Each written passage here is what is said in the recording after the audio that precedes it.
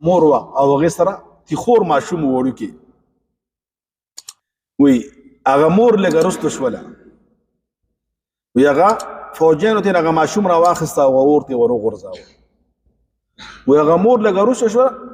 وی لاندې د اور نه او خندق نه هغه ماشوم आवाज وکړي چې د تخور ماشوم وړو کې ماشوم چې راځه مور لاندې جنت دی دغه وجنه احادیثو کې راځي څلورو ماشومانو خبرې کړې دي یو عیسی علیه السلام کړی دی بل اصحاب الحدود کې دغه ماشوم خبرې کړې دي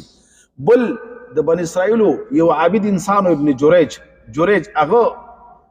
یو ماشوم اگر چې هغه باندې د تهمت لګېدلی او د زنا او هغه ماشوم الله گویا که چې هغه ته نه تپوس کوي چې ستا پلار څوک دی هغه اراعي هغه شپونکی دی هغه خبرې کړې وي او بل بنی اسرائیلو کې یو زنانه وه او د هغې سره یو ماشوم او د مور پۍ خوړلی یو بادشاه تېرېده او هغه په ډېر زینت کې او ډېر جمال کې و وی دې مور وی چې الله دې زما بچی همدغه شان بادشاه کړي وی دې ماشوم आवाज وکړه تخور ماشوم دی چې الله دې ما د نه وساتي دا خو ظالم جابر دی